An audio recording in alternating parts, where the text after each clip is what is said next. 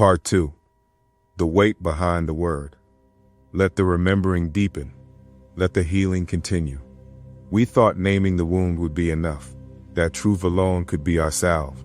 But healing, real healing, is not a single moment. It is a slow exhale. It is unlearning the language of survival so we can remember the music of being. Part 1 cracked open the spell. The words we swallowed, the rage we folded, the names they gave us, and the meanings we never asked for. We pulled them all to the surface. We faced the first mirror. But now, we step into the deeper chambers. Here is where memory drips like honey and burns like fire, where silence has a voice, and the stories we weren't allowed to tell refuse to remain buried. We are not here to perform pain. We are here to transform it, to give grief a place to rest and dignity a place to rise. This is where the ache becomes architecture, where broken things are not discarded but honored, where we no longer run from our reflection, but ask it, gently, what did you survive to become? We are not who they told us we were. We are not even who we thought we had to be. We are the sentence before the apology, the silence after the scream, the echo of every ancestor who dared to exist anyway. Let this be the altar. Let this be the second breath. Let this be the unwritten hymn to ourselves. Let the remember and deepen. Let the healing continue. But the words we never meant finally mean something holy. Chapter 8. The apology we never got. Some wounds don't bleed. They bruise quietly beneath the skin, purple and private, where no one sees. And the worst pain? That's the pain that never gets an apology. Nobody says sorry for the things they normalize. They won't apologize for raising boys who confuse silence with strength. They won't apologize for teaching girls to bite their tongues and call it love. They won't apologize for telling us that real men don't cry while watching us drown in silence. We inherit these lies like family heirlooms, passed down from fathers who never hugged their sons, passed down from mothers who loved but didn't know how to leave. We grew up choking on pride, swallowing shame, and calling it survival. And now here we are, grown but not healed. Two people standing in the wreckage of what we used to be. A man with his jaw locked tight, a woman with her heart behind walls. Both of us waiting for an apology the other doesn't know how to give. Maybe I should have said, "I'm sorry I loved you," with clenched fists instead of open hands. Maybe she should have said, "I'm sorry I mistook your silence for absence." But we didn't. Instead, we played the blame game until love felt like a court case. Exhibits A through Z lined up, receipts printed, memories twisted. Who hurt who first? Who lied better? Who left last? Nobody wins that game. All you get is cold sheets and echoes where warmth used to be. Here's the truth. You don't need an apology to start healing. You just need permission to stop rehearsing the pain. And this is that permission, right here, right now. Chapter 9. Black boys ain't allowed to break. They told us to be strong, but what they meant was silent. What they meant was numb. What they meant was, don't cry, don't feel, don't break. Because a broken black boy is a problem, a danger, a statistic, a shadow on the evening news, not someone worth holding, not someone worth hearing. So we learned how to tighten our jaws. We learned how to clench our fists. We learned how to laugh through heartbreak and joke through trauma. And if all else failed, we learned how to disappear behind the word, "I'm good." We were never taught that strength includes softness, that sometimes it takes more courage to say I'm hurting than it does to swing back. We watched grown men fold grief into silence, watched uncles drink it, watched fathers bury it in work, watched friends pretend it wasn't there. So when life cracked us open, we patched ourselves with pride and performance. We wore hard like armor, but even steel rusts when it cries alone. Truth is, black boys break. We break under the pressure of pretending we're okay. We break under expectations to be providers before we've even been poured into. We break under the weight of being seen as men when we're still boys learning how to breathe. But the world don't offer us room to fall apart. Because when we break, they don't ask what hurt us. They ask what we broke. They don't ask who failed us. They ask why we failed. And still, here we are, healing in secret, loving in pieces, trying to raise sons with tools we were never handed, trying to stay alive in systems designed to silence us. So let this be a decoration. We're allowed to feel. We're allowed to cry. We're allowed to fall without being thrown away. Because we are not machines. We are not weapons. We are not just what we survive. We are human. We are sacred. And we are worthy of softness. Even if the world forgot, we remember. Chapter 10. I survived everything but my own reflection. They taught me how to make it, how to fight, hustle, adapt, how to move through the world without making waves or make waves without showing weakness.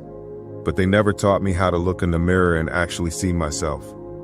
What I saw instead was armor, the version of me that didn't flinch, that didn't cry, that didn't pause to ask, why do I feel like I'm disappearing? I've walked through poverty, violence, rejection, death. I've survived the kind of silence that leaves echoes in your bones. I've buried dreams before they even had names. But nothing has been harder than sitting in a quiet room, face to face with my own reflection, and admitting, I don't know this man. Because that man is made of performance. He's stitched together with lessons from men who never healed. He's composed of strategies, not stories. He shows up polished, but never peaceful. He knows how to charm, how to conquer, how to calculate, but he don't know how to be, not without applause, not without validation, not without motion. Stillness terrifies him. Because in stillness, there's truth. And the truth is this: I survived the world, but I never stopped to recover from me. The choices I made to protect myself became the very chains that bound me.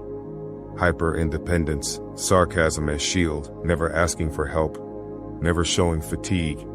I was surviving a version of myself I didn't even choose. The soldier, the fixer, the man who always knows. But beneath all that is a boy still asking, is it safe to stop pretending?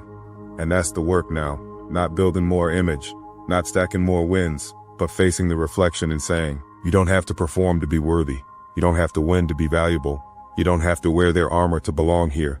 Because true survival is not just making it through the fire, it's walking back through the ashes to find the parts of yourself you left behind. And today I see him. Not the version I built, not the man I was told to become, but the one who's still here, after everything tried to break him. And this time, I don't look away. Chapter 11. If silence could scream. If silence could scream, it would tell stories our fathers never spoke. It would echo through the halls of public schools, barbershops, prisons, pulpits, in every corner of this country where we were told, be quiet, be still, be strong. But strong meant numb, still meant stuck, and quiet meant stuck, and quiet meant invisible. We've been trained to treat silence like a survival tool. Don't speak about fear. Don't speak about confusion. Don't speak unless you're making money, making moves, or making somebody else proud. So we became fluent in shutting up, fluent in shrinking, fluent in hurting without language. You ever walk into a room and feel a storm that nobody talks about? That's generational silence. That's decades of I'm fine sitting under a ribcage like a ticking clock. See, black men don't get asked, what are you afraid of? We get asked, what do you do? Can you protect? Can you provide? Are you useful? As if existence alone isn't enough. We weren't raised to process. We were raised to push through, push past grief, push past confusion, push past dreams that don't come with a paycheck. But the silence is cracking now. You can hear it if you listen. In therapy sessions, in drum circles, in midnight walks, in men who once only knew how to talk through a fist, now using full sentences to say, I don't know who I am yet. If silence could scream, it would sound like us, trying to unlearn everything that made us feel untouchable but unheld. Trying to raise sons without templates, trying to forgive fathers who gave us nothing but their last names, trying to speak truth in a tongue we were never taught. This ain't about a woman, this ain't about heartbreak, this is about ancestral stillness breaking its own chains. This is about the unspoken rules we inherited and the choice we now face, repeat them or rewrite them. If silence could scream, it would say, you have the right to feel, you have the right to pause, you have the right to speak even when you're still figuring out what to say. And this right here, might be the loudest thing we ever do. Chapter 12. I am the sun and the sun. Before I ever had a name, I had a frequency. Before I ever had a father, I had a force. Before I was somebody's son, I was the sun. Self-born, self-wit, a cosmic thought wrapped in melanin and breath. I didn't come from nothing. I came from all things folded inward. Darkness is not the absence of light. It is the mother of it. I emerged from the original black, the one that birthed galaxies without screaming, the one that doesn't beg to be seen, because it already knows. I am not lost. I am remembering. I'm not broken. I am returning. I am the son, not just of my biological line, but of Ra, of Ogun, of time itself. I am the echo of stars that refuse to collapse. I am memory wearing skin. I am mathematics with rhythm. I wasn't raised by men. I was raised by patterns, by geometry, by vibration, by silence that hums louder than sound. No one taught me how to become this, because I always was. You see, sons wait for inheritance. Sons are inheritance. Everywhere I go, I radiate proof that something divine happened here. Not because I read it, but because I am it. The sun don't chase. The sun don't shrink. The sun don't seek permission to rise. It just does. And that's who I am now. Not a man imitating men, but a being aligned with source, operating from inner law. My light ain't just for show. It's medicine. It's code. It's blueprint. I walk through this world knowing I am not just someone's son. I am the first sunrise in a forgotten lineage. The reason shadows move. The heat behind every impossible dream. I am the sun, and not the one you stare at in the sky, but the one inside your chest, waiting to be activated. This is not ego, this is essence. And I finally understand, the deeper I remember myself, the brighter we all become. Chapter 13. My ego don't speak for me no more. For a long time, I thought ego was strength. I thought ego was manhood. I thought ego was me. But ego is just the mask I built to survive. Out of fear, out of absence, out of the pressure to perform when I was still figuring out how to exist. My ego was the loudest voice in the room, but only because it was afraid no one would listen to the real one. It told me, win at all costs. Don't show weakness. Don't let them play you. Don't feel too much. Don't need too much. Don't love too hard. And I believed it, because ego don't whisper. Ego yells. Ego overcompensates. Ego don't ask questions. It builds altars to its own image and dares you to challenge it. But here's what I've learned. Ego is a bodyguard, but it don't know when the war is over. It kept swinging, even when no one was throwing punches. It kept defending me from people who were trying to love me. It kept building walls in the name of self-respect, when all I really needed was healing. The more I identified with my ego, the further I got from my essence. And essence don't need to prove anything. Essence don't compete. Essence don't fear silence. Essence just is. See, the real me doesn't need applause to feel worthy. The real me doesn't shrink when criticized. The real me doesn't fear being seen. Because the real me is not a role, not a reputation, not a performance. The real me is the frequency beneath the mask, the sun behind the cloud, the witness behind the warrior, the consciousness behind the construct. And so now I say, my ego don't speak for me no more. It may still talk. It may still try to rise in the face of discomfort, may still reach for control when vulnerability walks in the room, but it don't run the show. Because I've remembered something older, something quieter, something truer. Power is not control, it's clarity. And peace is not passive, it's presence. And I'd rather be real than right. I'd rather be whole than hard. I'd rather be light than loud. So if you meet me now, you're not meeting my resume. You're meeting my root. And he speaks gently, but every word rings like a bell through eternity. Chapter 14. Truth, don't flinch. Truth, don't flinch. Not in the face of doubt, not in the presence of power, not when questioned, mocked, or misunderstood. Truth just stands. Not loud, not defensive, just immovable. For too long, I confused confidence with volume. I thought truth had to shout, thought truth had to prove itself. But that was ego dressed like wisdom. That was noise wrapped in noise. The truth, it don't need an audience. It don't ask for permission. It don't dress itself up to be palatable. It just is. I've spent years walking through illusions, inherited beliefs, inherited fear, performing identities that were never mine. just extensions of trauma, repetition of roles, a loop of mimicry passed down like gospel. But something cracked. Maybe it was heartbreak. Maybe it was exhaustion. Maybe it was silence itself finally speaking louder than my distractions. Whatever it was, truth arrived. Not with thunder, but with clarity. Not with force, but with presence. And I realized, truth don't chase, it reveals. Truth don't debate, it just outlives the lie. And now I move different. Not because I know more, but because I'm unlearning the need to be accepted by systems that were never designed to hold me whole. I don't run toward approval, I sit with alignment. I don't seek answers, I listen for resonance. Because truth ain't about what makes sense to others, it's about what sits undisturbed in the core of you.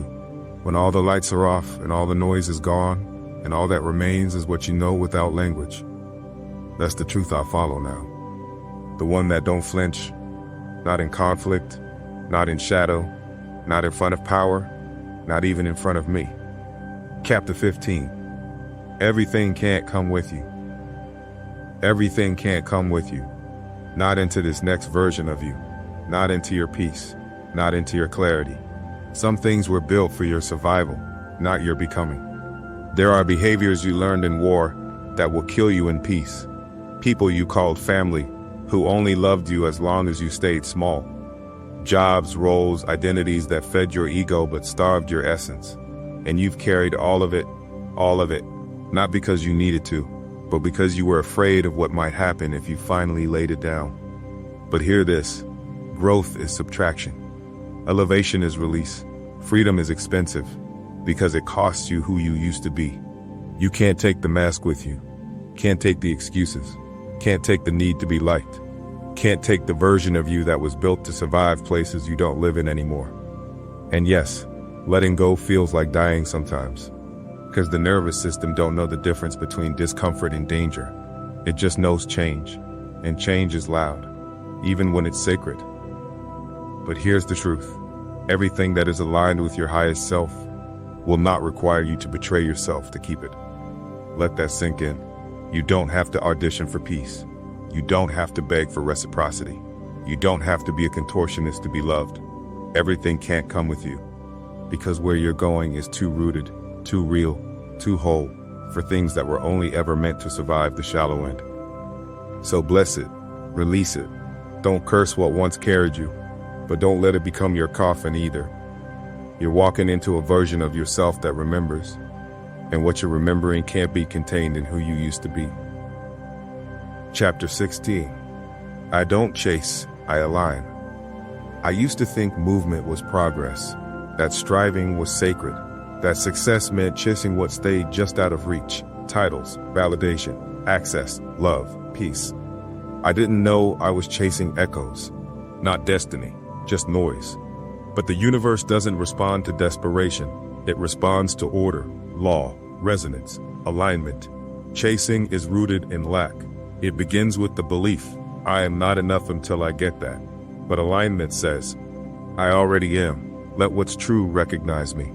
There are seasons when the most radical act is stillness, to stop running toward and start standing within, to realize that nothing sacred asked you to chase it, because the sacred recognizes itself. What's divine moves through frequency, not force. It moves toward what reflects its nature. And I had to ask myself, what am I attracting with my anxiety? What am I calling in with my chaos? Who am I inviting with the noise I mistake for hunger? I stopped calling it grind. It was grief. Grief that told me I had to prove I deserved joy. Grief that made me perform urgency in a world addicted to applause. Now, I don't chase. I don't beg. I don't reach down to be seen. I align. I sit. I clear. I attune my life to the quiet mathematics of balance. Because what is meant for me is not hiding. It's simply waiting for me to become still enough to hear its knock. And if I have to lose myself to reach it, it was never real. This is a new law I live by. Anything I must chase, I will eventually have to hold on to with fear. But what aligns, sticks, in peace. So now, I walk like the sun.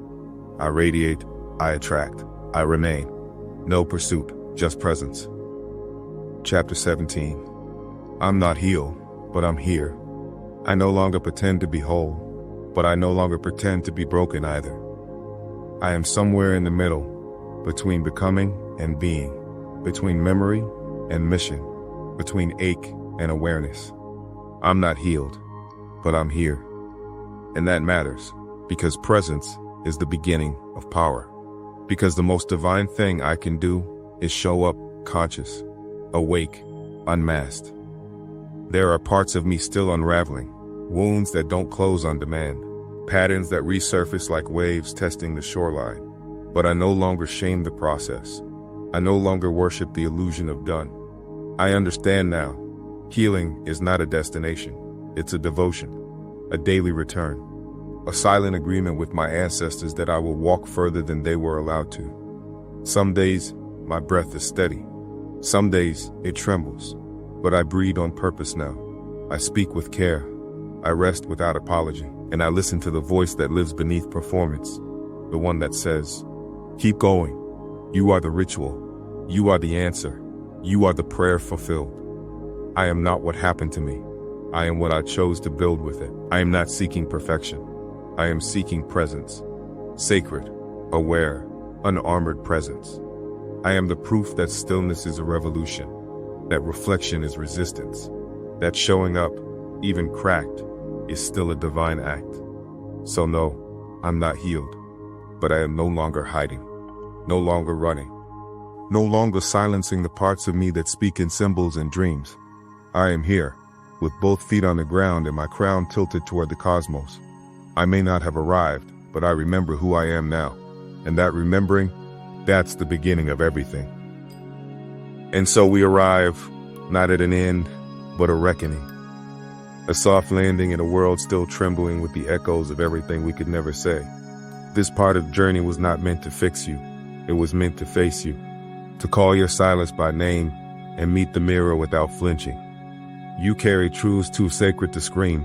You wore survival like skin, not always by choice, but always with grace. And now, you know, everything can't come with you. Not the masks, not the echoes, not the ghosts pretending to be memory. But what remains is the marrow of meaning. The resonance behind your voice, the holy stillness between each breath. This is not closure, this is calibration. A preparation for whatever your next chapter dares to hold. Because from here, the word is no longer weight.